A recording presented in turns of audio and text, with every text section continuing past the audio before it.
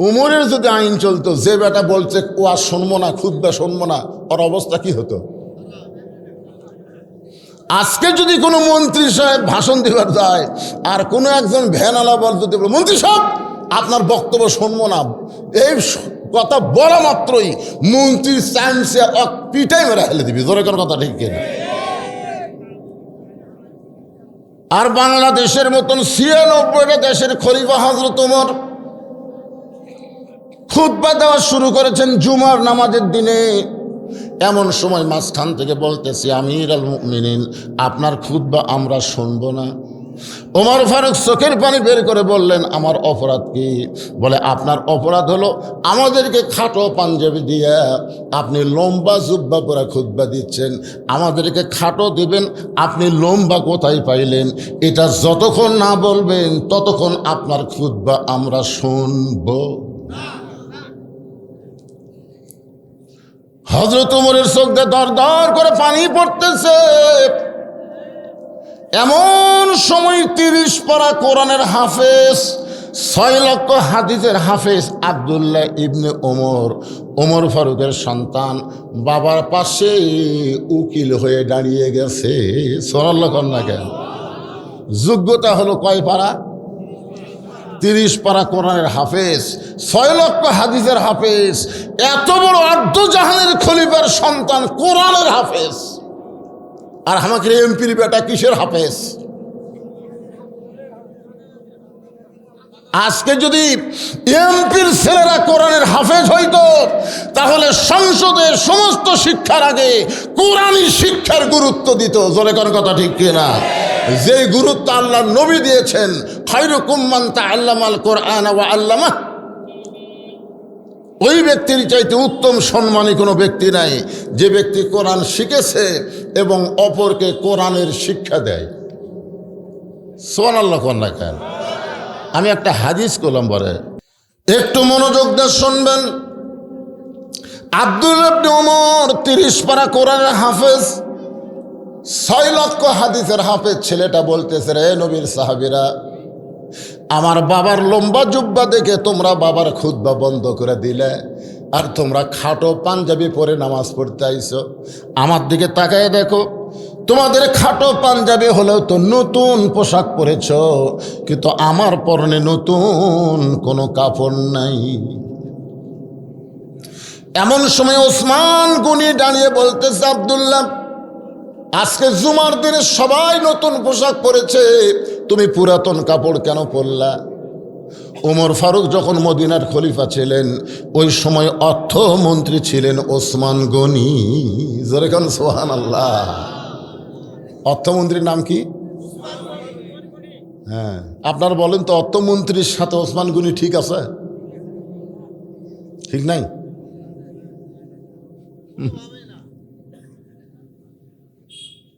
বুঝবার পারেনি। বাংলাদেশের শিক্ষামন্ত্রী, বাংলাদেশের অর্থমন্ত্রী, এরকম মন্ত্রী আছে না নাই? জোরে কেন আছে না নাই? ওসমান গনিকে যে ওমর ফারুক অর্থমন্ত্রী বানাছে এমনি এমনি? আল্লাহ রাসূল একদিন ওসমান গনিকে ডাক দেন, ওসমান, আল্লাহ তোমাকে কত সম্পদ দিছে, তুমি কি তার হিসাব জানো? ওসমান গনি বলতেছি, ইয়া রাসূলুল্লাহ, আল্লাহ আমাকে যত সম্পদ দিছে, এই সম্পদ যে গুদামের মধ্যে আমি রাখি, ওই গুদামে তালা দিয়া ওই গুদামের তালার চাবি টানতে একটা উট হিমশিম খায়। সুবহানাল্লাহ কয় না? মানে আল্লাহ যত সম্পদ দিছে ওসমানকে, সেই সম্পদ গুদামের মধ্যে রাখে। যখন কার মধ্যে? ওই গুদামে তালা দিয়া ওই তালার চাবি, চাবিকে আপনার কি কোন চাবি কন না ছোড়ানি কন, এই চাবি টানতে একটা উট হিমশিম খায়। আল্লাহ রাসূল বলে, ওসমান, যে আল্লাহ তোমাকে এত সম্পদ দান করেছে, সে আল্লাহ যদি সম্পদগুলা ফেরত চায়, তুমি কি ফেরত দিবা? বলা মাত্রই ওসমান গনি মারছে দৌড়। সাহাবেরা বললেন, রাসূলুল্লাহ, ওসমান গনি যেভাবে দৌড় মারল, আমরা তো বুঝতে পারলাম না। আল্লাহ রাসূল বললেন একটু ধৈর্য ধরো। কিছুক্ষণ পরে সাহাবীরা তাকায় দেখে ওসমান গনি ওই চাবি বহনকারী উটটার রশি ধরে টেনে টেনে নবীর কাছে রে বলতেছে, ইয়া রাসূলুল্লাহ, শুধু গুদাম না, গুদামের মাল না, তালা না, চাবি নয়, এই চাবি বহনকারী উটটাও পর্যন্ত আল্লাহ দিয়ে দিলাম। আল্লাহ রাসূল বলে, ওসমান, সবই যদি আল্লাহ দাও তোমার জন্য রাখলা কি?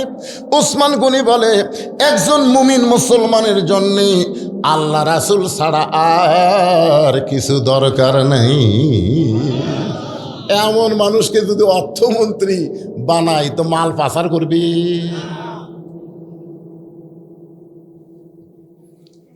ওসমান গনি বলে, আব্দুল্লাহ, আজকে জুমার দিনে সবাই নতুন পোশাক পরেছে আর তুমি পুরাতন কাপড় কেন পরলে? আব্দুল্লাহ বলতেছে, আমি যদি আজকে নতুন পোশাক পরতাম তাহলে আমার বাবার জুব্বা লম্বা হতো না। আব্দুল্লাহ বলতেছে, যেদিন থেকে আমার বাবা মদিনার খলিফার দায়িত্ব পাইছে সেদিন থেকে আমার বাবার চাইতে নরম মানুষ এই দুনিয়াতে আর কেউ নাই। সুবহানাল্লাহ বলনা কেন? আব্দুল্লাহ বলতেছে, আমার বাবা যখন সাহাবী ছিল তখন আল্লাহর নবী বলেছেন ওমর যে রাস্তা দিয়ে যায় ওই রাস্তা দিয়ে শয়তানও 40 দিন যাইতে ভয় পায়। কিন্তু যেদিন থেকে খলিফা হয়েছে, খেলাফতের দায়িত্ব পাইছে, সেদিন থেকে আমার বাবার চাইতে নরম মানুষ কেউ নেই। ইসলাম কোরআন দিয়ে যখন রাষ্ট্র চলবে তখন দায়িত্ব পাওয়ার আগে গরম থাকবে, আর দায়িত্ব পাওয়ার পরে কথা কয় না। আর মানুষের তৈরি আইন দিয়ে যখন রাষ্ট্র চলবে তখন দায়িত্ব পাওয়ার আগে নরম হবে, আর দায়িত্ব পাওয়ার আগে মশান বাড়ি, পরে মশান বাড়ি। দেখেন তো এখন যারা ভোটার ডান আছে এরকে চরিত্র দেখছেন? আয় হায়, গাড়ির থেকে নামে ফকিরুক সালাম দেয়। নেতা গাড়ির থেকে নামে ফকিরুক সালাম দিচ্ছে, সালাম চাচা কেমন আছেন? চাচা খালি মাথা ঘুরে। নেতা বলে, কি দেখেন? বলে, কাক সালাম দিলে? আপনাকে দিলেন। খান ভিক্ষা করে খাই, কয় ভোটের আগে। আমার মতো নরম কেউ নেই। ওরে বাবা, যেই ভোট পেয়ে নেতা হবে, আর নেতাকে নওগাঁ খুঁজে পাবেন না, নেতা ঢাকায় থাকবে, মাঝে মধ্যে নওগাঁ বেড়াবার আসবে।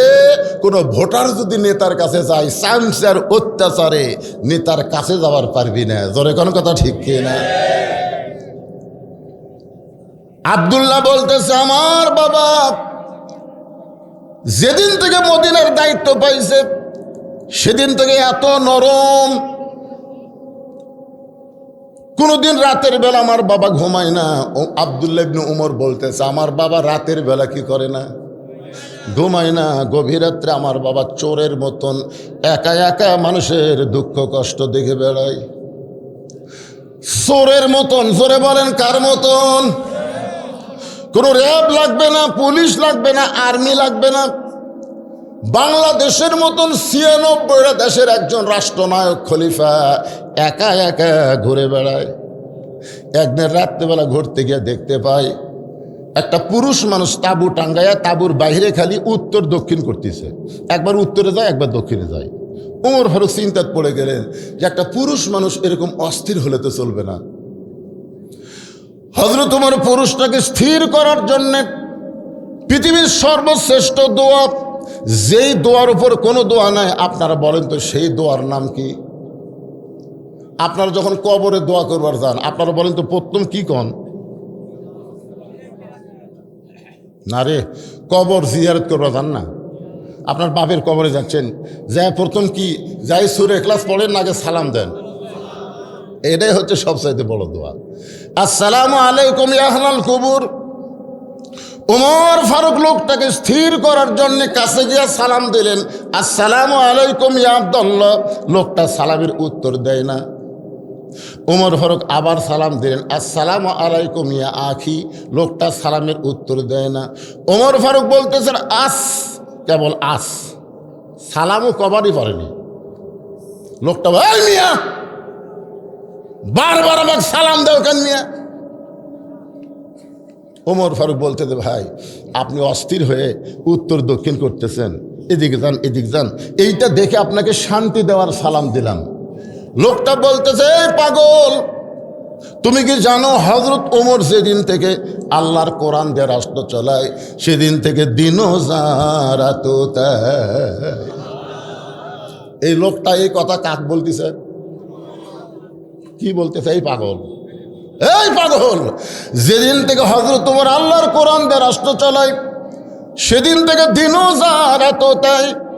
আমার গর্ভবতী বউকে নিয়ে অমুক এলাকা থেকে আমি অমুক এলাকায় যাচ্ছিলাম, কিন্তু রাস্তার এই জায়গায় এসে আমার বউয়ের প্রসব বেদনা এত বাইরে গেছে, এত বেশি হয়ে গেছে, আমি এখন তাঁবু টাঙ্গায়া এই তাঁবুর মধ্যে বউকে রাইখা আমি বিপদের মতন পাগল হয়ে ঘুরতেছি, আর তুমি খালি আমারে সালাম দাও। তুমি জানো আমার বউটা কত কষ্টে আছে, আমি পুরুষ মানুষ কিছুই করতে পারতেছি না, এই কারণে আমি অস্থির হয়ে ঘোরাফেরা করতেছি, আর তুমি না বুঝে পাগলের মতো আমাকে সালাম দাও। ওমর ফারুক লোকটাকে এক টানে বুকের মধ্যে নিয়ে কপালে একটা চুমা দিয়ে বলে, ভাইজান আপনি কোনো চিন্তা করেন না, আমার বাড়িতে ভালো ধাত্রী আছে।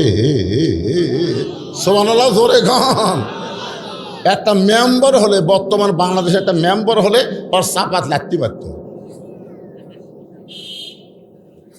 আর অর্ধ জাহানের খলিফা হযরত ওমর লোকটাকে এক টানে বুকের মধ্যে নিয়ে কপালে একটা চুমা দিয়ে বলতে, ভাইজান আমার বাড়িতে ভালো একটা ধাত্রীর খবর আছে, তুমি একটু ধৈর্য ধরো।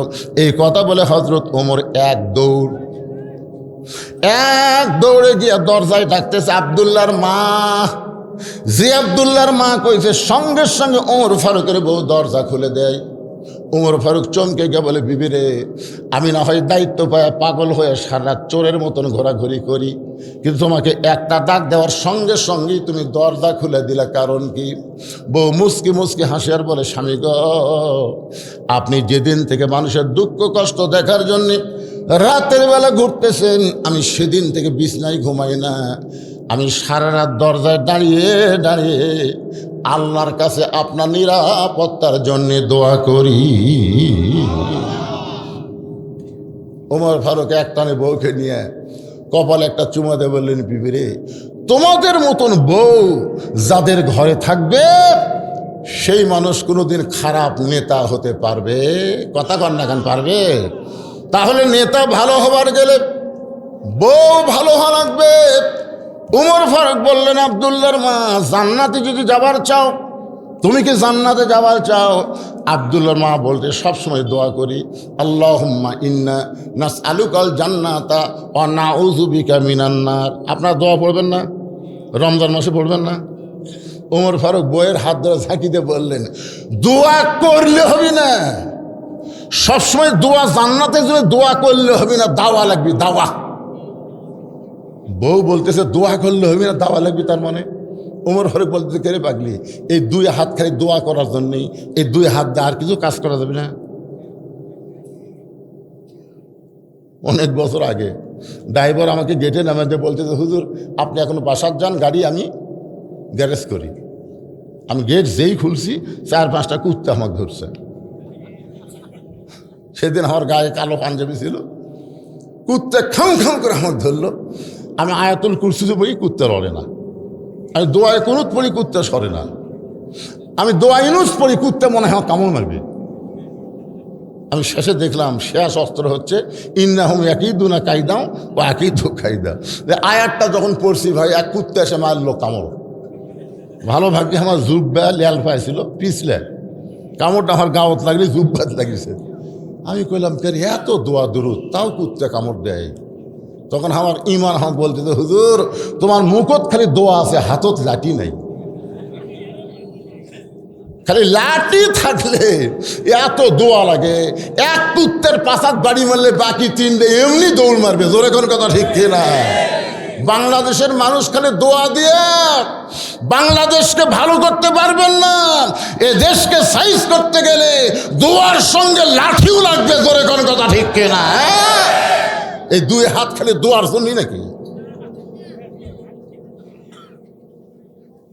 ওমর ফারুক বললেন, বিবি শুধু দোয়া দিয়ে জান্নাতে যাওয়া যাবে না।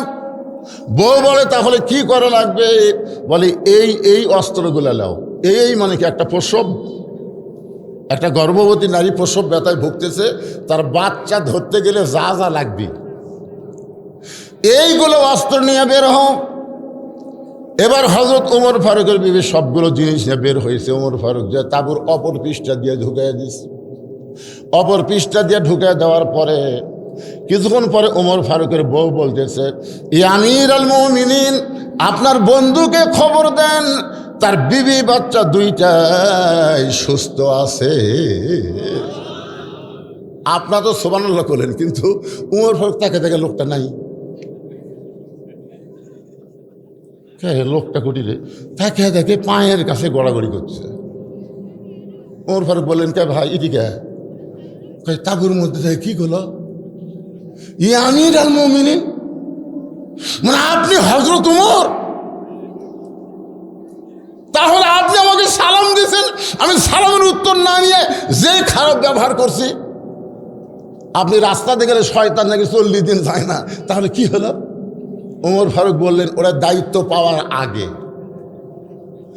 যেদিন থেকে দায়িত্ব পাইছি সেদিন থেকে আমার চাইতে নরম মানুষ আর কেউ নাই। আব্দুল্লাহ বলতে, সাহাবীরা শোনো, দুনিয়ার সমস্ত মানুষ যখন ঘুমায় গেছে, আমার বাবা তখন ঘুমায় না, চুপি চুপি আমার দরজায় গিয়ে ডাকতেছে, আব্দুল্লাহ আব্দুল্লাহ বলে। আমি দরজা করে তাকাই, দিকে বাবার হাতে একটা পাঞ্জাবি। আমি কইলাম, বাবা একটা পাঞ্জাবি বাইতুল মাল থেকে আমার দেওয়া হয়েছে, এই গভীর রাত্রে আর একটা দিবার আসছেন। ওমর ফারুক বলে, ব্যাটারে আমি তোকে আর একটা দিবার আসিনি বাজান, এই পাঞ্জাবিটা আমার ভাগে পড়েছে। এখন তুই বল, এই ছোট পাঞ্জাবি পরে আগামীকাল আমি খুতবা দিলে কেমন লাগবে? কারণ মুসল্লির পাঞ্জাবি ছোট হলেও সমস্যা নাই, কিন্তু ইমামের দিকে সবাই তাকায়। কথা কর না কেন? যাবেন হ্যাঁ, কত দূর? একসাথে যাবো তো।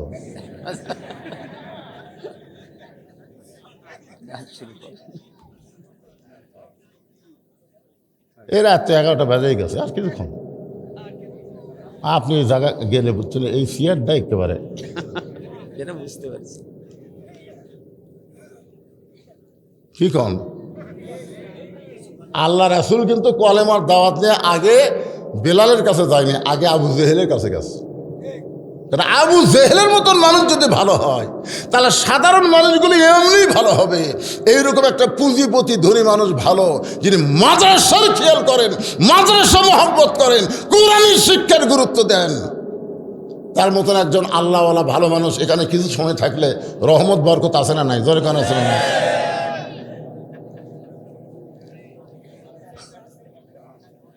কি বেজার হচ্ছেন? এখানে কিন্তু মারাত্মক একটা গল্প আমি শোনাবো। সেটা হলো, ইমামের দাড়ি মানুষ মুর্দা মাপে, জানেন? আমার কাছে একজন ফতোয়া দিছে, হুজুর ইমামের দাড়ি যদি এক মুষ্টির নিচে হয় তার পাশে নামাজ হবে? আমি কইলাম, তুমি ইমামের দাড়িতে হাত দিসলে, ইমাম দাড়িতে হাত দিবার দিল, তুমি কিভাবে মাপলে? ইমাম যখন খুতবা দিছে, আমি দূরে বসে মুর্দা আন্দাজ করছি, মানে আমার মোট ইমামের দাড়ি দেখে দাড়ি একটু ছোট দেখা যায়। আমি বললাম, দেখো ইমামের দাড়ি তুমি এক মুষ্টি ছোট দেখে নামাজ হবে কিনা ফতোয়া চাচ্ছ, তোমার দাড়ির খবর কি? আমার নাই। তাহলে যেই বাংলাদেশে ইমামের দাড়ি এক মুষ্টির নিচে হলে মানুষ তার পাশে নামাজ পড়বার চায় না, তাহলে সমস্ত মুসল্লির চোখ ইমামের দিকে আসে না নাই? তো শুধু ইমামের দিকে আপনার তাকান কেন? যারা ভোট চাপার নেতা হবার চায়, এদের দিকে তাকানোর দরকার আছে না নাই? দরকার আছে না নাই? একটা হলো মসজিদের ইমাম, আর একটা হলো সমাজের ইমাম। মসজিদের ইমাম ভালো চান, কিন্তু সমাজের ইমাম কেমন চান? ওমর ফারুক বললেন, বেটারে এই ছোট পাঞ্জাবি পরে আমি কেমনে খুতবা দেই? তোর জুব্বাটা আমাকে দিয়া দে। আব্দুল্লাহ বলে, আমার কাপড় আমার বাবাকে দিয়া দিলাম। গভীর রাত্রে বাবা তার কাপড় আমার কাপড় একত্র করে লম্বা জুব্বা পরে খুতবা দেয়। এখন বলো বাবার খুতবা শোনা যায় কি না যায়? সমস্ত সাহাবীরা চিল্লায় বলে, আল্লাহর কোরআন দিয়ে যখন রাষ্ট্র চলবে, এমন ভালো মানুষকে নেতা হিসাবে দেখা যাবে। আমরা সেই কোরআন থেকে ছোট্ট একটা সূরা সূরাটার নাম হলো সূরা আসর। জোরে বলে নাম কি? আসর শব্দের অর্থ হলো সময়। সময়ের খুবই গুরুত্ব। যেরকম প্রধান অতিথি সাহেব সময়ের দিকে খেয়াল করে চিন্তা করতেছে, বাসায় যাই, কিন্তু আপনাদের মধ্যে এমন একজন মানুষ দাঁড়ায় বলেন তো, হুজুর আমি এখান থেকে বাড়ি যাবার পার বই। একটা লোক রাহান বুকত থাবা দেখান, হুজুর আমার বাড়ি সবচাইতে নিকটে, আমি বাড়ির যাওয়ার পার বই। এই সামান্য কথাও বলার সাহস যদি আমাদের না থাকে, তাহলে আমরা সময়ের গুরুত্ব কেন দিচ্ছি না? ওইদিকে কতগুলো ফ্যাস ফ্যাস করতেছে, ফ্যাস ফ্যাস। কোরআনের মাহফিলের আশেপাশে তুমি কথা বলো, তোমার কথা যদি বক্তার কানে আসে, মরার 7 দিন আগে আল্লাহ তোমার জবান বন্ধ করে দিবে, তোমার জবানে কলেমা উচ্চারণ হবে না। জোরে কর কথা, ঠিক কিনা? ইয়ার কি মারতিছে? এটা হাট বাজার না, এটা বেহেশতের বাগান। আল্লাহ সময়ের শপথ করলেন, মিশে মায়ায় বন্দি থাইকা করলাম কত খেলা, পশ্চিমে তাকায়া দেখো তোমার ডুইবা গেছে বেলা, এক পলকের নাই ভরসা। এক পলক বোঝেন? তাহলে এই দিকে তাকে, আমার এই ভাইয়ের দিকে, এই পর্যন্ত বাঁচার গ্যারান্টি আমাদের। এক পলকের নাই ভরসা, মিশে সকল আশা, কখন বুঝি দারুণ ঝড়ে ভাঙবে তোমার বাসা। কি দেখতেছেন ভাই? দোয়া করবেন, হুজুর 6 তলার ভিত দিছি, 4 তলা কমপ্লিট হচ্ছে, ওই যে রড বের করে তুলছি হুজুর। 2 কান্দের 2 ফেরেশতা কয়, শয়তান উপর দিকে না তাকায় নিচের দিকে তাকা, তোর জন্য 6 তলা না পাগলা, তোর সময় শেষ, নিচতলা। ধরে কোন তালা? আল্লাহ সময়ের শপথ করলেন, ওয়াল আসর মানে সময়ের শপথ। সময় অত্যন্ত গুরুত্বপূর্ণ। আজকে যারা মাগরিবের নামাজ পড়েন নাই, এশার নামাজ পড়েন নাই, যারা নামাজ না পড়ে ওয়াজ শুনতেছেন, এ যুবকেরা তোমরা বুঝবারই পারতেছ না, প্রতি মুহূর্তে মুহূর্তে তোমাদের হায়াত থেকে সময় ফুরে যাচ্ছে। কি মনে করতেছে? যেই মাগরিব আজকে বাদ দিলে, যে এশা বাদ দিলে, মরার আগ পর্যন্ত চেষ্টা করো, ওই সময় আর ফেরত পাবে না। আমি একদিন আয়নার সামনে দাঁড়ায় 5 মিনিট আমি কান্দিছি।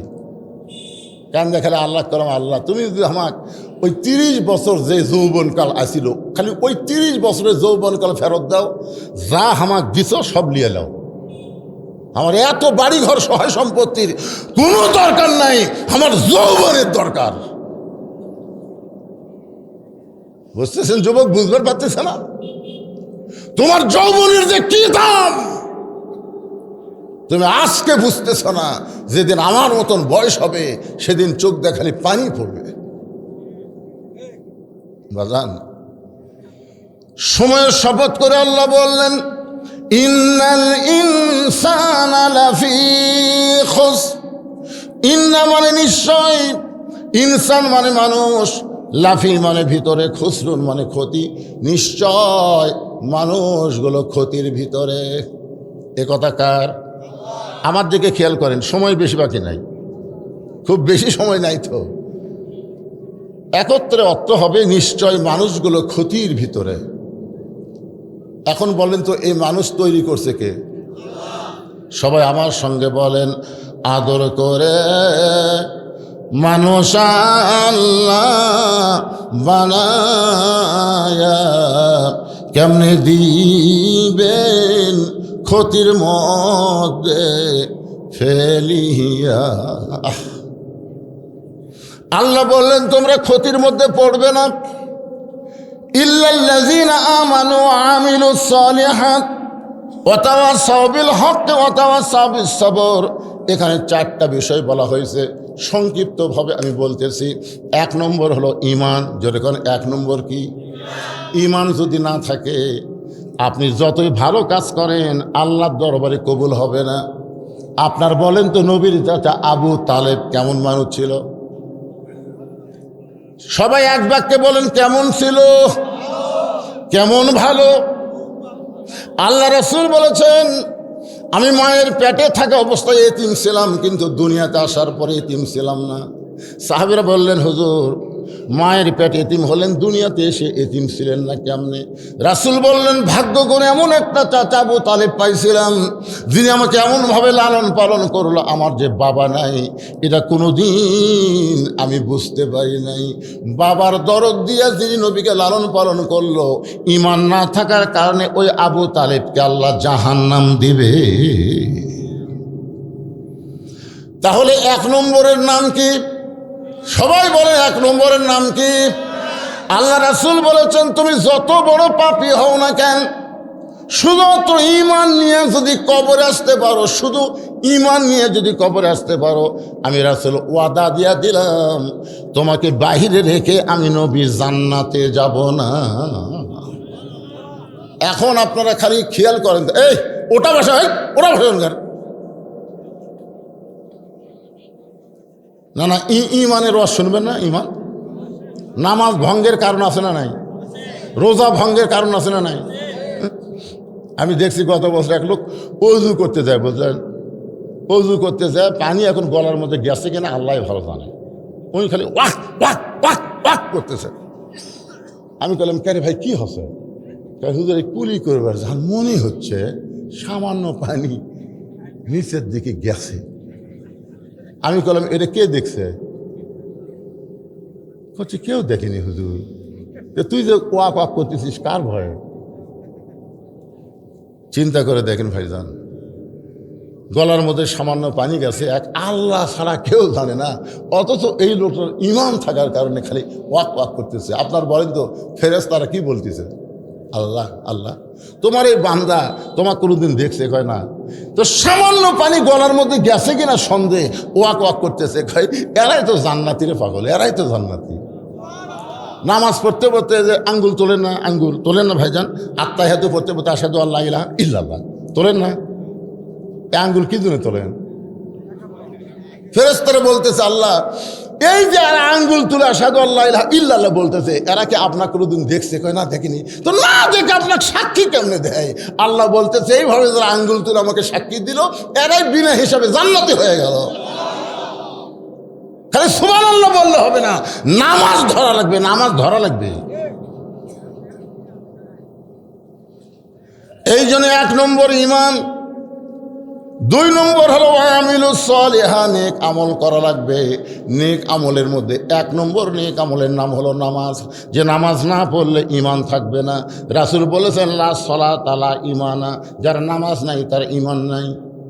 লা সালাতা লা দীনা, যার নামাজ নাই তার কোনো ধর্মই নাই। বাইনাল আবদ ওয়াল কুফরি তারকুস সালাত, বান্দার কাফেরের মধ্যে পৃথক করার জিনিসটার নামই হলো নামাজ। এখন আপনাদের বোঝানোর জন্য বলতেছি, এই পুরুষ মানুষের জন্য 1 নম্বর নেক আমলের নাম হলো। কিন্তু আমার মা বোনেরা যারা পর্দার অন্তরালে বসে শুনতেছে, ওনাদের জন্য 1 নম্বর নেক আমল কিন্তু নামাজ না। নারীদের জন্য 1 নম্বর নেক আমলের নাম হলো পর্দা। জোরে বলেন নাম কি? আচ্ছা আপনাকে এই শৈলকূপ এলাকায় কোনো মেয়ে মানুষ কি মাথার চুল বেচা খায়?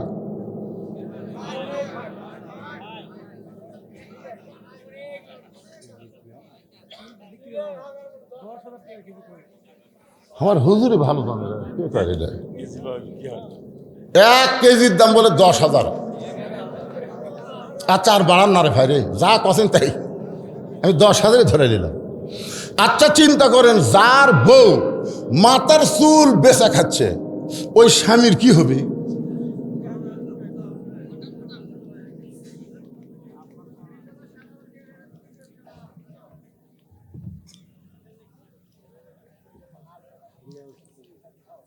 এই মাথার চুল যে বেচা খাচ্ছে কিছু হবে না? মেয়ে মানুষ মারা গেলে কয় কাপড়? জোরে বলেন কয়টা? কয়টা? 7টা। পুরুষের মতোই 3টা কাপড় মেয়েদের পরার লাগে, পুরুষের মতোই 3 কাপড়। আর 2টা কাপড় মেয়েদের বেশি পরাতে হয়। একটা হলো সিনাবান, আর একটা হলো মাথা বান। একটা হলো সিনাবান, আর একটা হলো মাথা বান। এখন বলেন, যেই মেয়ে মানুষ জীবিত অবস্থায় মাথার চুলি বেচা খায়, ওই মেয়ে মানুষ মরার পরে মাথা বান্ধে কোনো লাভ হবে না। তাই আমার মা বোনদের জন্য পর্দার ওয়াজ শুরু করতে গিয়ে বললাম, মা, যারা মাথার চুল বিক্রি করেছেন আজকে তওবা করেন, আর জীবনে কোনোদিন মাথার চুল বিক্রি করবেন না। হযরত আলী এশার নামাজ পড়ে ঘরের মধ্যে ঢুইকা দেখে ফাতেমা চৌকির উপরে বসে 2 চোখ দিয়ে দর দর করে পানি পড়তেছে, এমনকি গাল বয়ে বয়ে পানি থুতুনির তল দিয়ে চলে আসতেছে। হযরত আলী দৌড়ে গিয়া থুতুনির তলে হাতটা এইভাবে দিলেন, ফাতেমার থুতুনির তলে হাতটা এইভাবে দিলেন। ফাতেমার চোখের পানি এসে আলীর হাতের মধ্যে যখন জড়ো হয়ে গেল, হযরত আলী ওই পানিটা নিজের চেহারার মধ্যে মালিশ করে বলেন, ফাতেমা রে, দুনিয়ার বহু ধনী যুবক নবীর কাছে তোমাকে বিয়ের প্রস্তাব করেছিল, দুনিয়ার বহু ধনী যুবক তোমাকে বিয়ে করার জন্য আল্লাহর নবীর কাছে প্রস্তাব দিয়েছিল, কিন্তু আল্লাহর নবী কোনো ধনী যুবকের সঙ্গে তোমার বিয়ে দেয় নাই। আল্লাহর ঘটকালিতে আমার মতন গরিবের সঙ্গে তোমার বিয়ে হয়েছে। আমি জীবনে তোমাকে শান্তি দিবার পারি নাই। তুমি একা একা এমন করে কেন কাঁদতেছ? এই কথা শোনার সঙ্গে সঙ্গে ফাতেমা দাঁড়িয়ে হযরত আলীকে বুকের মধ্যে নিয়ে কাঁধের উপরে মাথা দিয়ে বলে, স্বামী গো, এই কথা বলে আপনি আমাকে লজ্জা দিবেন না। আপনার আমারে কষ্ট দিয়েছেন, আর সেই কষ্টের কারণে এমন করে আমি কাঁদতেছি। আলী বলতেছে, তাহলে কি জন্য কান্দ? ফাতেমা বলে, স্বামী গো, আমার কান্দার কারণ হলো আল্লাহ তাআলা আমার দোয়া কবুল করেছে। আলী বলতেছেন, ফাতেমা, দোয়া কবুল করলে কেউ কি কোনোদিন কান্দে নাকি? ফাতেমা বলে, স্বামী গো, আল্লাহ কি দোয়া কবুল করেছে আপনি কি শুনবেন না? আলী বলে, ফাতেমা, আল্লাহ তোমার কি দোয়া কবুল করেছে? ফাতেমা বলতেছে, আল্লাহ তাআলা আমাকে পর্দার মধ্যে মৃত্যু দিবে। আলী বলতেছেন, ফাতেমা, যে মেয়েটা সব সময় পর্দার মধ্যে থাকে সেই মেয়েটা তো পর্দার মধ্যেই মরবে। এই দোয়া কবুল করার পিছনে কান্দ কেন? ফাতেমা বলে, স্বামী গো, এই মৃত্যুটা কবে হবে সেইটা কি আপনি শুনবেন না? আলী বলে, পাগলি রে, বুকের মধ্যে নিয়ে চাইপা ধরে বলে, মৃত্যুর কথা কেউ কোনো দিন বলতে পারে না। ফাতেমা রে, কে কখন মরবে এটা দুনিয়ার কেউ বলতে পারে না। ফাতেমা কান্দে কান্দে বলে, স্বামী গো, কিছুক্ষণ আগে আল্লাহ তাআলা আমারে শোনাইছে আজকে রাতের বেলা আমার মৃত্যু হবে। যেই বলছে আজকে রাতের বেলায় আমার মৃত্যু হবে, গাছের গোড়া কাটলে গাছটা যেমন পড়ে যায়, হযরত আলী তেমনি পড়ে গেলেন ঘরের মাঝে। ফাতেমা 2 হাতে চোখের পানি মুছে, 2 হাতে চোখের পানি মুছে মুচকে হাসি দিয়া স্বামীর মাথাখানা উরাতের উপরে নিয়ে কপালে একটা চুমা দিয়ে বলেন, স্বামী গো, আমার বাবার মুখে আমি শুনেছি আপনি হলেন পৃথিবীর শ্রেষ্ঠ বীর। আমার বাবা বলেছে আপনি হলেন পৃথিবীর শ্রেষ্ঠ জ্ঞানী। আপনার বলেন তো, হযরত আলীর চাইতে পৃথিবীতে কোনো জ্ঞানী আছে? আল্লাহ রাসূল বলেছেন, আনা মাদিনাতুল ইলমি ওয়া আলী বাবুহা, আমি হচ্ছে এলেমের শহর, আলী হচ্ছে তার দরওয়াজা। জোরে কান সুবহানাল্লাহ। আল্লাহ বলেছেন, আসাদুল্লাহিল গালিব, হযরত আলী, আলী হচ্ছে আল্লাহর সিংহ। তাহলে গোটা পৃথিবীর মধ্যে সবচাইতে বড় বীরের নাম কি? বড় জ্ঞানীর নাম কি? ফাতেমা বলতেছে, আপনি জ্ঞানী হয়ে বীর হয়ে বউ মরার কথা শুনে এমন করে আপনি পড়ে গেলেন কেন? আপনি কি জানেন না এই দুনিয়া থাকার জায়গা না, এখানে আসলে যাইতে হবে। আমি যেই বলবো আসলে, আপনার সকলে বলবেন যাইতে হবে। এই দুনিয়াতে আসলে যারা বলতেছেন না তারা মনে হয় যাবেন না। এটা কোন জায়গায় যাওয়ার কথা বলা হচ্ছে?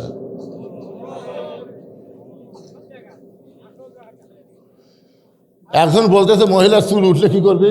মহিলার চুল যদি তোলে 1.25 হাত মাটি খুঁড়বি। কয় হাত?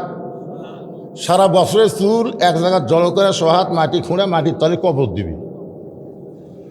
চুলগুলো কি করবি? ওই বেচা খাবি? কি যে বিপদ রে পারে। একটু মনোযোগ দিয়ে শোনেন, আমার মায়েদের জন্য বলতেছো আমিলুস সালিহা। পুরুষের 1 নম্বর নেক আমল হলো নামাজ, আর নারীদের জন্য 1 নম্বর নেক আমল হলো পর্দা। ফাতেমা বলতে স্বামীকে এই দুনিয়াতে আসলে যাইতে হবে, আজকে রাতের বেলা যখন আমি বিদায় নেব আমার 3টা চাওয়া আপনাকে পুরা করা লাগবে। আলী ছোট বাচ্চার মতন কান্দার বলে, ফাতেমা দুনিয়াতে গরিব ছিলাম বলে তুমি কিছুই চাইলা না, মৃত্যুর পরে তুমি কি চাইবা ফাতেমা? 1 নম্বর চা হলো রাতের অন্ধকারে আমাকে কবর দেওয়া লাগবে। আমার 2 নম্বর চা হলো আমার কোনো জানাজার ব্যবস্থা করা লাগবে না। আমার 3 নম্বর চা হলো আমার লাশটা খাটনিতে আপনি তুলবেন না।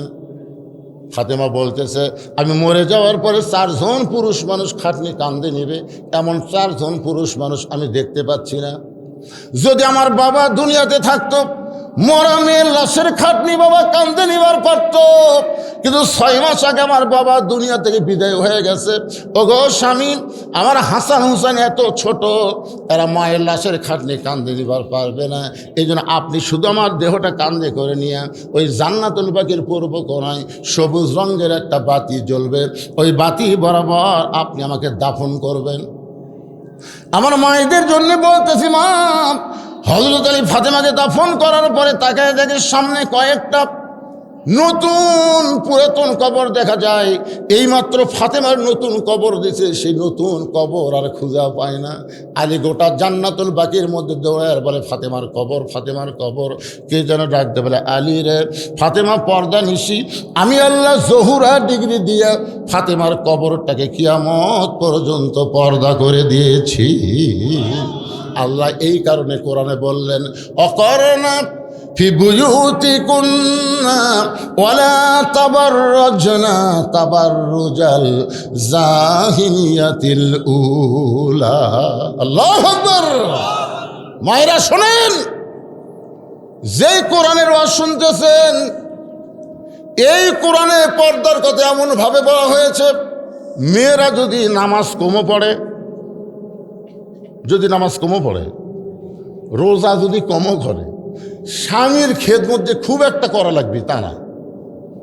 আল্লাহ রাসূল বলেছেন, স্বামী যখন খেদমত চায়, এই আমার কথাটা খেয়াল করবেন, স্বামী যখন খেদমত চায় তখন স্বামীর খেদমত করবেন।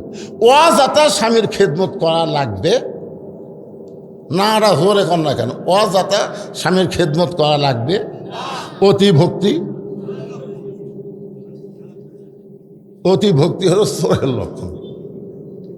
কি, কয়েকদিন আগে আমার এলাকায় একটা মেলা হলো, মেলা ইসারে সোয়া 5টির মেলা। আমার বউ একটা তালিকা নিয়ে এসে, মেলা হচ্ছে রোববারে, লিয়াচ্ছে শুক্রবারে। তালিকার মধ্যে দেখলাম যে কাকে কাকে দাওয়াত দেওয়া লাগবে। বউ আমার কাছে বসে আমাকে গায়ে হাত দেয়, গায়ে হাত দেয়, আদর করতেছে, আর বলে যে স্লিপটা দেখেন। আমি স্লিপ দেখতেছি, লেখা আছে আমার বাপ মাও, আমার ভাই বউ, আমার বোন, আমার বোনের স্বামী, আমার বোনের জামাই, বোনের মেয়ে, এরকম 8-10টা লিখেছে। এর মধ্যে আমার একটাও নেই। তাই বললাম, কে গো, খালি তোমার গ্রুপের গুলো লিখলে, আমার গ্রুপটা শীতের দিন এত ল্যাপটপ নাই। শীতের দিনে এখন সবাইকে দাওয়াত দেওয়া লাগবে না, এবার খালি আমার গ্রুপক দেন, সামনে বছর আপনার গ্রুপক দেবেন। আমি বললাম, ওই জন্যই তো তুমি আমার গাওয়াত হাত দিছে। অতি ভক্তি, যেদিন দেখবেন আপনার বউ আপনাকে অতিরিক্ত ভক্তি করতেছে, বুঝবেন হয় আপনার বাপের বিরুদ্ধে, নয় আপনার মায়ের বিরুদ্ধে কথা বলবে। বিশ্বাস করেন, আমার মায়েরা যারা আছেন শোনেন, স্বামীর খেদমত যদি কম করেন তাও চলবে, কিন্তু নারীর হেফাজত, পর্দা, এই পর্দাটা আপনারা এমনভাবে গ্রহণ করবেন, মেয়ে মানুষের কথা যেন কোনো পর পুরুষের কানের মধ্যে না আসে। আপনার পর্দার মধ্যে থাকবেন মা, আল্লাহ ফাতেমার সিগনেচারে আল্লাহ যেন আপনাদেরকে জান্নাত দিয়া দেয়। এখন সূরা আসরের 3 নম্বরের বিষয়, অত্যন্ত গুরুত্বপূর্ণ সাবজেক্ট, ওয়াতাওয়াসাউ বিল হক। হক কথা বলা লাগবে, হক পথে চলতে হবে। পিছন থেকে একজন একটা কথা বলেছে আমার ব্যাপারে, ওখানে বললো, আর একদিন ধরে লিয়ে গেল। আমার বক্তার ওয়াজ করে টেকালি, ওটার কলজাত বেড়ে গেছে। আমি যখন বলছি মেয়েরা মাথার চুল বেচা খায়, ওই সময় কথা বলছে। মানে ওর বউ বেচা খায়।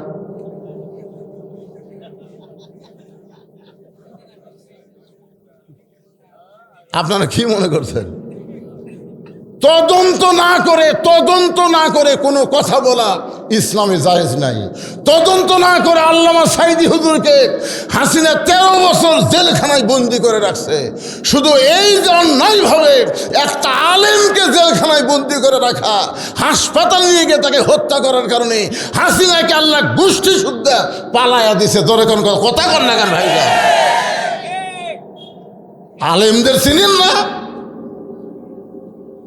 এই আপনাদের এলাকার যত মাহফিল করছি, আমি যত মাহফিল করছি, এই মাদ্রাসায় মাহফিল করছি, আমাকে হুজুর বলতে, হুজুর আপনার প্রথমে 200 টাকা দিয়েছি।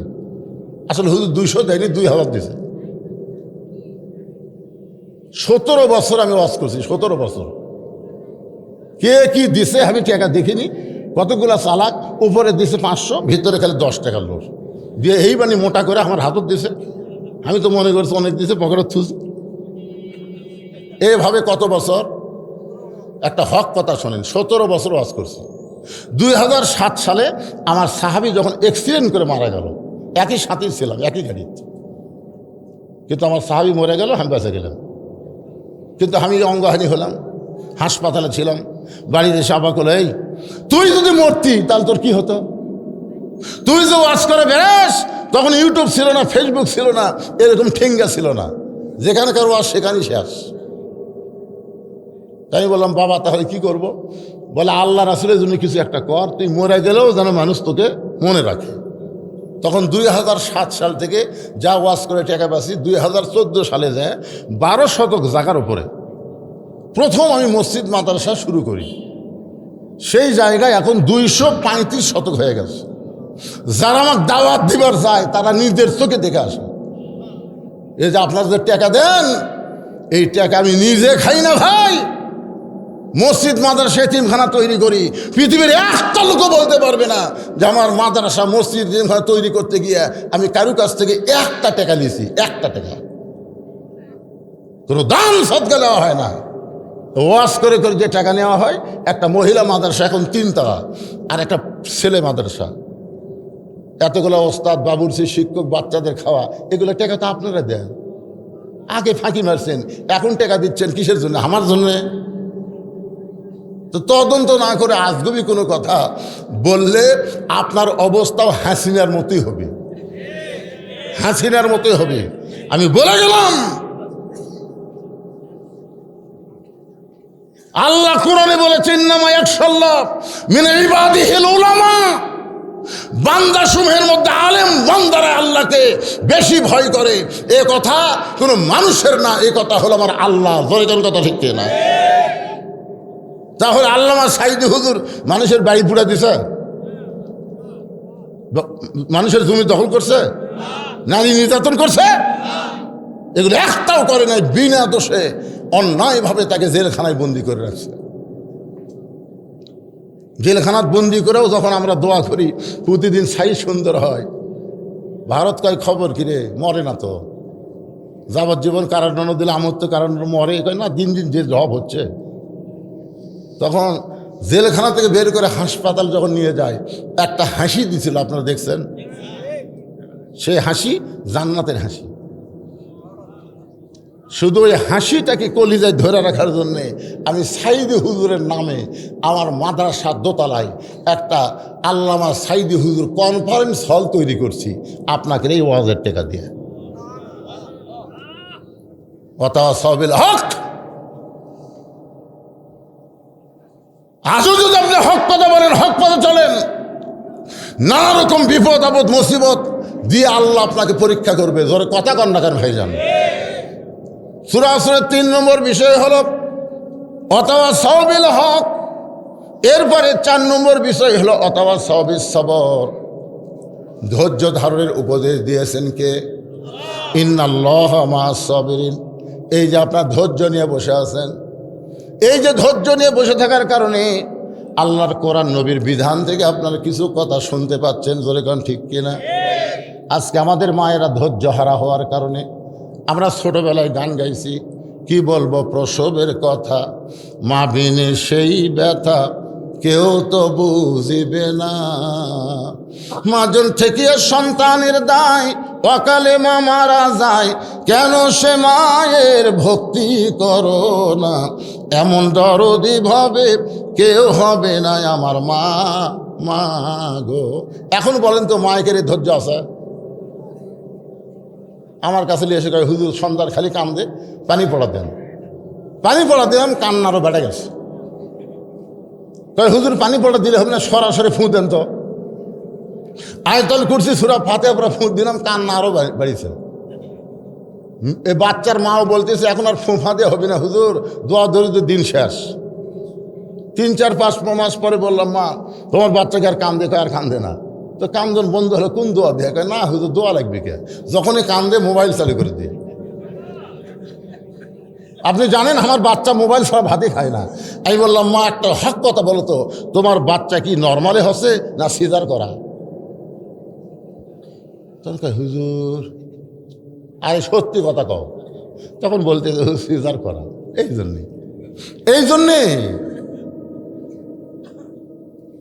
জন্যে আল্লাহ বলেছেন অথবা সবই সবর, ধৈর্য ধারণ করো, নর্মালে বাচ্চা নাও, তোমার বাচ্চা নষ্ট হবে না, তোমার বাচ্চা মোবাইলের পাগল হবে না, তোমার বাচ্চা আল্লাহর পাগল হবে। জোরে কোন কথা ঠিক কি না?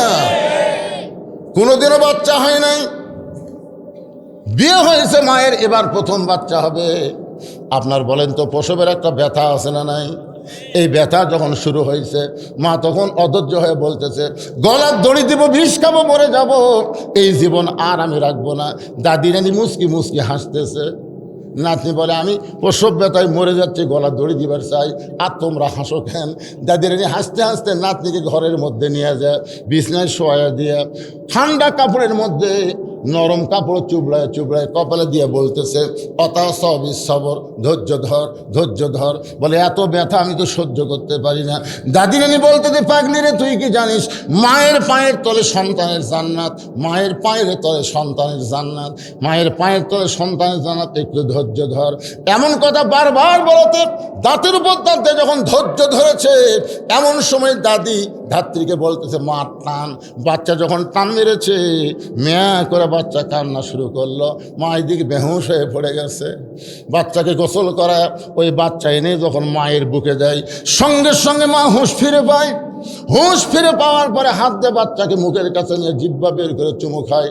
দাদি নানি তিরস্কার করে বলে একে লাত্তি দিয়ে ফেলা দেয়, এর জন্যে গলার দড়ি দিবার চাইলি, এই জন্যে বিষ খাবার চাইলি, এর আবার আদর করতেছিস কেন? মা তখন মুসকে মুসকে হাসে আর বলে দাদি কষ্টের পরে এমন শান্তি আমি আগে বুঝতে পারি নাই। এই বাচ্চা বুকে নেওয়ার সাথে সাথে আমার প্রসব ব্যথা সব ভুলে গিয়েছি। আজকে বাংলাদেশে আমরা মুসলমান অনেক কষ্ট পেয়েছি, হাসিনা আমাদের অনেক কষ্ট দিয়েছে, সামনে আমাদের আরো অনেক কষ্ট থাকতে পারে। মা যেমন প্রসব ব্যথা সহ্য করে বাচ্চা কোলে পাওয়ার সঙ্গে সঙ্গে সব ব্যথা ভুলে যায়, আমরা বাংলার মুসলমান শুধু কোরআন শুনবো না, যেদিন কোরআনের সমাজ পাবো, কোরআন দিয়ে বাংলাদেশ চলবে, আমরা অতীতের সব কষ্ট ভুলে যাব।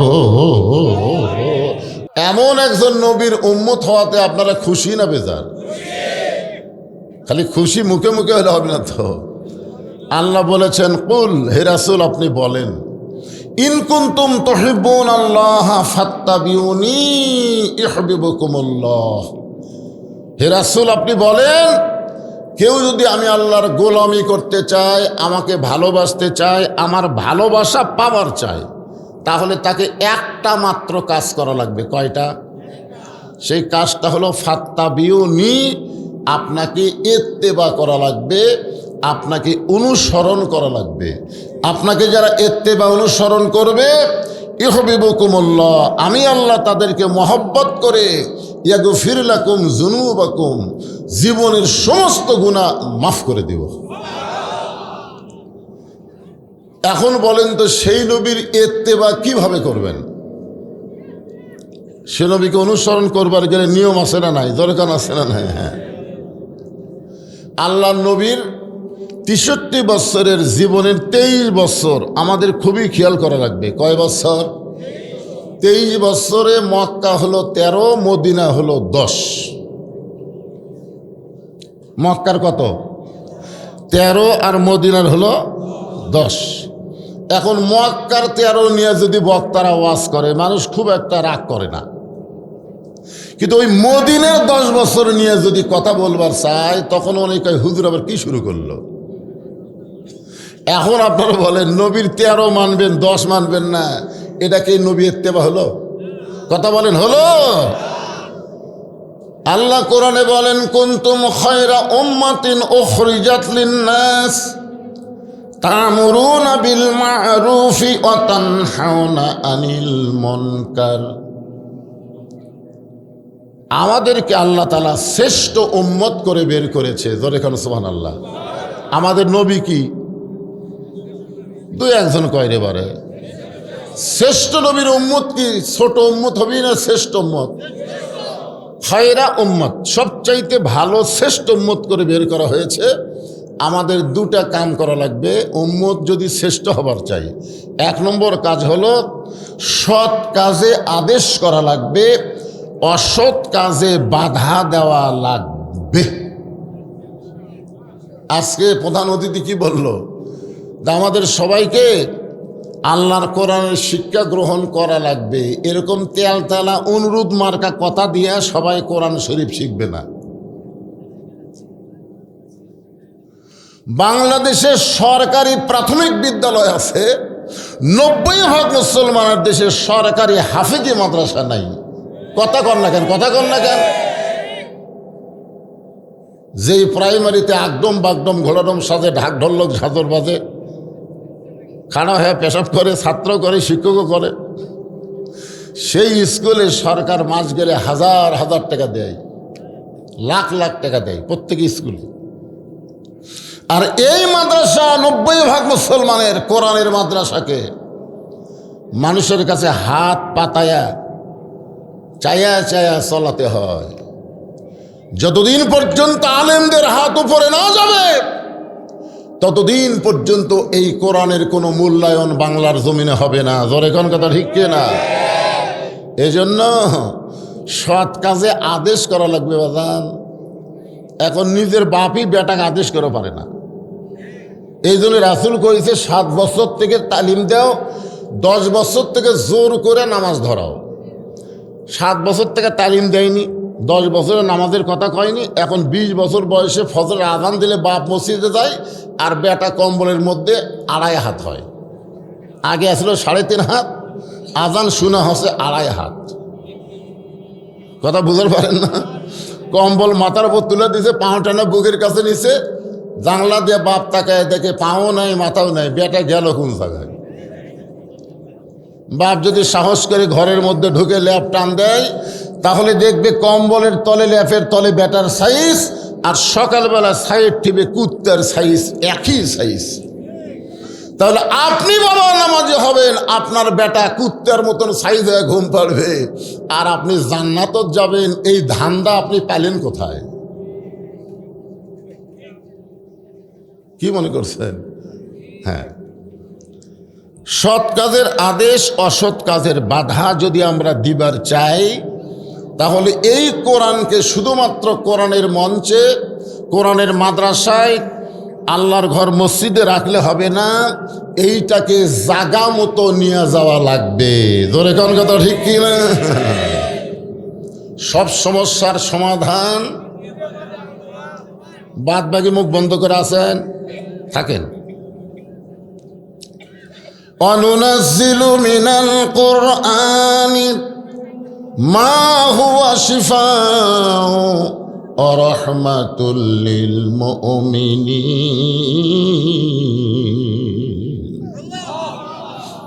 এই আয়াতের বাংলা অর্থ হলো সব সমস্যার সমাধান মুমিনদের জন্য দিতে পারে আল কোরআন, সবার জন্য না। ওয়া রাহমাতুল লিল মুমিনিন, মুমিনিন শব্দটা এখানে উল্লেখ করেছে। এই কোরআনকে আল্লাহ নাজিল করেছে মুমিনদের যাবতীয় রোগের শিফা হিসাবে এবং রহমত হিসাবে। এখন রহমত বলতে আপনারা কি বুঝতেছেন? হ্যাঁ, সবাই একটু গুরুত্ব দিয়ে শুনবেন। আমরা বিশ্বনবীর উম্মত, শ্রেষ্ঠ উম্মত, বলেন সুবহানাল্লাহ। আল্লাহ তাআলা আমাদেরকে দিলেন হেদায়েত স্বরূপ, জালিকাল কিতাবু লা রাইবা ফিহি হুদাল লিল। ছোট্ট একটা বাচ্চা মোত্তাকিন কাছে আর এরা কথা কয় না। আচ্ছা মনে করেন এখানে যদি আল্লাহ বলতো জালিকাল কিতাবু লা রাইবা ফিহি হুদাল লিন নাস, না মোত্তাকিনের জায়গায় যদি নাস বলতো হুদাল লিন নাস, এই কোরআনের মধ্যে কোনোই সন্দেহ নাই এই কোরআন পাইকারি হারে সবাইকেই হেদায়েত দিবে, তাহলে কোনো চিন্তা ছিল না। কিন্তু আল্লাহ তাআলা এখানে হুদাল্লিন নাস না বলে হুদাল্লিল মুত্তাকিন বললেন। এই মুত্তাকিন বলার পিছনে কারণ আছে না নাই? কারণ সবাই কোরআন শুনলেও সবাই আল্লাহর কোরআন থেকে হেদায়েত পাবে না, যার প্রমাণ হলো আবু জেহেল।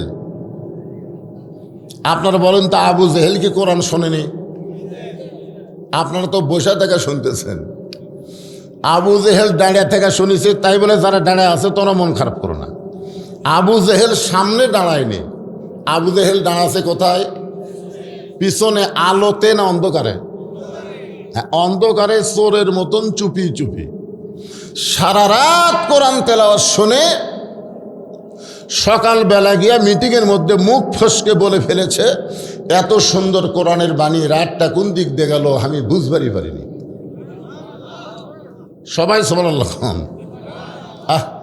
কোরআনের পক্ষে আবু জেহেল তারিফ করতেছে না যে এত সুন্দর কোরআনের বাণী রাতটা কোন দিক দিয়ে গেল আমি বুঝবারই পারিনি।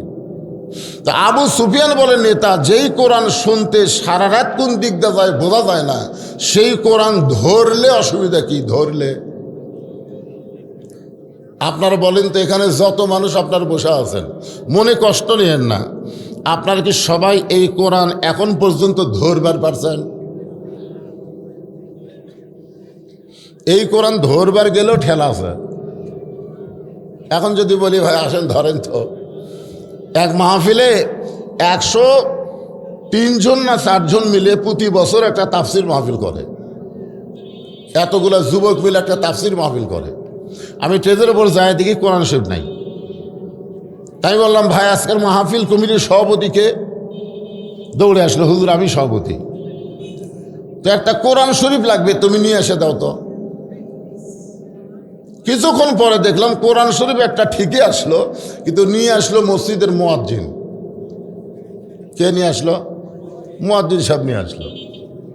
ওয়াজ শেষ করার পরে ওই কমিটির যুবকের আমাকে বলতেছে, হুজুর আগামী বছরের ডেট দিয়ে যান। আমি বললাম তারিখ পরে হবে। সভাপতি কোথায়? ওর সামনে এসে বলতেছে, এই যে হুজুর আমি। তো তোমাকে কোরআন শরীফ আনবার বললাম, মুয়াজ্জিন আনলো কেন? তখন মুয়াজ্জিন সাহেব বলতেছে, হুজুর ও আমাকে এসে বলতেছে আমার যে শরীর ঠিক নেই, তো হুজুর আমার কোরআন শরীফ আনবার করলো, আমি তো পারতেছি না ভাই, তুই লিয়া যা। তাহলে চিন্তা করেন, একটা তাফসির মাহফিলের কমিটির সভাপতির শরীর ঠিক নেই, তাহলে এই কোরআন শরীফ কি সবাই ধরতে পারবে? আবু সুফিয়ান বলে নেতা, যেই কোরআন শুনতে সারা রাত চলে যায় বোঝা যায় না, এই কোরআন ধরলে অসুবিধা কি? আবু জেহেল বলতে যে কোরআন ধরলে অসুবিধা কি? যদি শুনবার চাস তুই আমার কাছে আয়। যে কাছে গেছে, কানের কাছে মুখলে বলতেছে, এই কোরআন যদি ধরি তাহলে তোর আমার ভুয়া নেতৃত্ব চলবি না। আজকেই বাংলাদেশে আবু জেহেলের মতন যারা ভুয়া নেতৃত্ব দিবার চায়, তারাই আল্লাহর কোরআনের আইনের বিরুদ্ধচারণ করে। ধরে কান কথা ঠিক কিনা?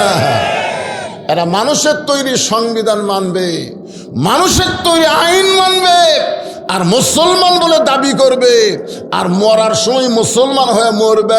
আর কি মারতিছে?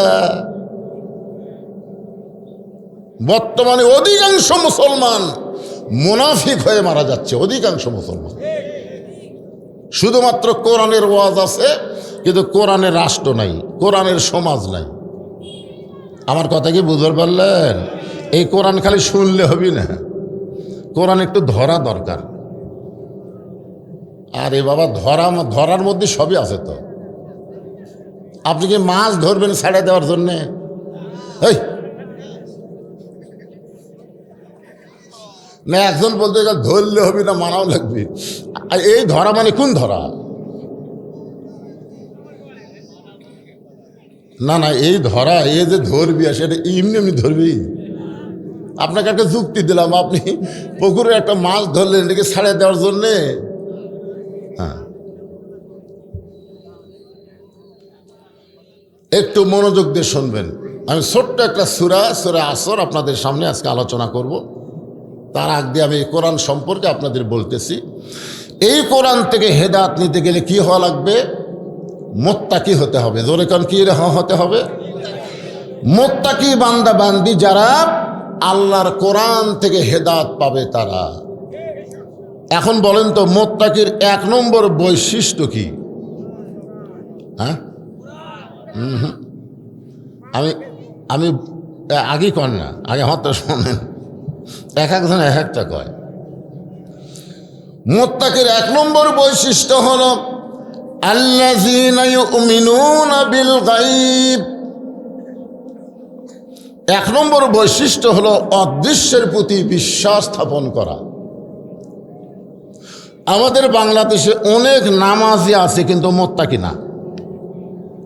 আসরের নামাজ পড়ে জমির ধান দেখবার গেছে। কি দেখবার গেছে?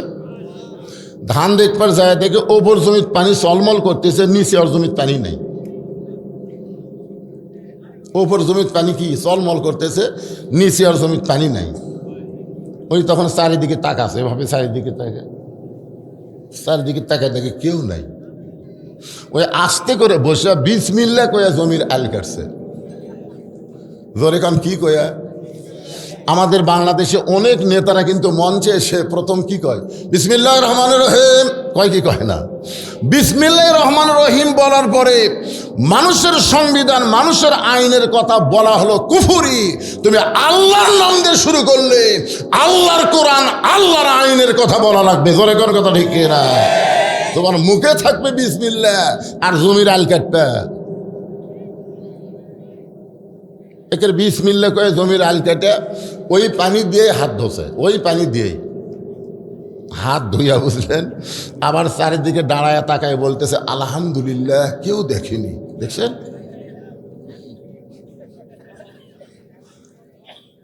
সুদের টাকার গোস্ত, ঘুষের টাকার মাছ। বিসমিল্লাহ কয়ে শুরু করে দোয়া দরুদ সবই পড়ছে, আবার খাওয়া হয় আলহামদুলিল্লাহ। আপনারা বলেন তো ওই নামাজের ভিতরে যদি তাকওয়া থাকতো, ঈমান থাকতো, ওই লোকটা কেউ না দেখলেও কে দেখতেছে? আরো জোরে জোরসে বলেন। তোমার 2 কান্দে 2 মোহরি, লেখিতেছেন ডায়েরি, দলিল দেখে রায় দিবে, টাকা পয়সার নাই কারবার। এ মুরব্বীর কি হলো রে ভাই? এই এখন উঠে রে না, ঠিক আছে, এত বয়সের লোকেরা ওয়াজ না শোনাই ভালো।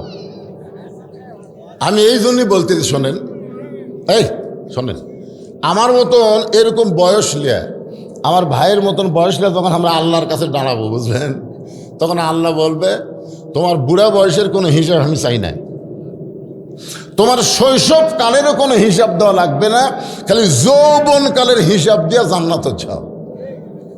কোন কাল? আরো জোরে কোন কাল? এখন আমাদের বাংলাদেশের অবস্থা কি? যখন হচ্ছে চামড়া ঢিল, আল্লাহর সাথে দিছে মিল। যৌবন কালে মসজিদত দেখা যায় নাই, বুড়া কালে সিয়াল্লে মসজিদত গেছে। মানে এখন ঠিক মতো আর বসবারও পারে না, উঠবারও পারে না। এখন লাতিক কছে যে সামনে কাতারে সব বেশি, তুই সিয়ারটা সামনে কাতার থুই আসিস যা। এখন ওই দাদার কথা মতো লাতি সামনে কাতার সিয়ার থসে। মসজিদের ইমাম সাহেব দেখতেছে সিয়ারুর যাই বসা নামাজ পড়বি, ওই আমার তালুকদার, মসজিদের জায়গা ওর বাপ দিছে। এখন কি করবে? এখন তো আপনারা বলেন তো, যেই কাতারে সিয়ার থাকবে ওই কাতারে 27 গুণ সওয়াব হবে। এ কথা বল না কেন? 27 গুণ সওয়াব হবে? 27 গুণ সওয়াব নিতে গেলে কাতার সোজা করা লাগবে, কাতার হেঁকা বেঁকা করা যাবে না। আর যেই কাতারে সিয়ার থাকে ওই কাতারের পায়ের গোড়ালি কোনোদিন সোজা হয় না। কথা বল না কেন? তো তোর যৌবনকাল কি করছো? এই জন্যে যেই কাতারে চেয়ার থাকবে ওই কাতারে আপনারা 1 গুণ সব পাবেন, কিন্তু 27 গুণ পাবেন না। পাবার যদি চান চেয়ার আস্তে করে দ্বিতীয় কাতার দেন।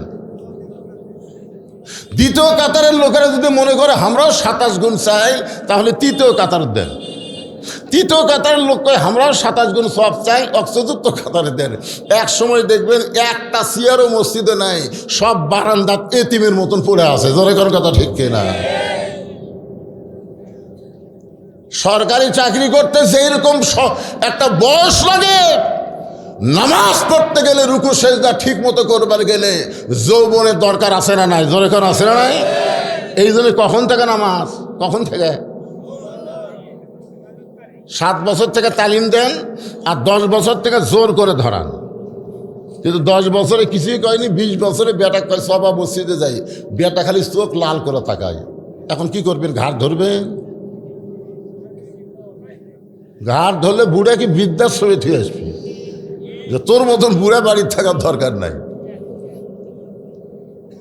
একটু মনোযোগ দিয়ে শুনবেন। মুত্তাকির 1 নম্বর বৈশিষ্ট্য হলো আল্লাযীনা ইউমিনুনা বিল গায়ব, অদৃশ্যের প্রতি বিশ্বাস স্থাপন করা লাগবে। প্রত্যেকটা যুবক যদি বিশ্বাস করে তার 2 কাঁধে 2টা ফেরেশতা আছে, যতই রাত হোক না কেন জানলা দরজা বন্ধ করে কম্বলের মধ্যে অশ্লীল ভিডিও দেখতে পারবে না। কারণ দেখবার গেলেই তার বিশ্বাস হবে আমার 2 কাঁধে 2টা ফেরেশতা আছে। জোরে কোন কথা ঠিক কি না? আপনার বলেন তো ফেরেশতা কি করার জন্যে? কি লিখবি রে? তাহলে আয়াতটা শোনেন, কিরামান কাতিবিনা ইয়ালামুনা মা তাফআলুন। তোমার 2 কাঁধে 2 মুহুরি লিখিতেছেন ডায়েরি, দলিল দেখে রায় দিবে, টাকা পয়সার নাই কারবার। কেরে যুবক, বিশ্বাস হয়? সবার হাতে একটা করে মোবাইল আছে। এরা যে রাত গভীর হলে কি করে, হায় হায়। আপনারা ওরা মনে করে যে আমরা যখন অকাম বদকাম করি তখন মনে ফেরেশতা ঘুম পাড়ে। ঘুম পাড়ে? আল্লাহ কোরআনের অন্য জায়গায় মুত্তাকির ব্যাখ্যা করতে গিয়ে বলতেছেন, ইয়া আইয়ুহাল্লাযীনা আমানুত্তাকুল্লাহা হাক্কা তুকাতিহি ওয়া লা তামুতুন্না ইল্লা ওয়া আনতুম মুসলিমুন।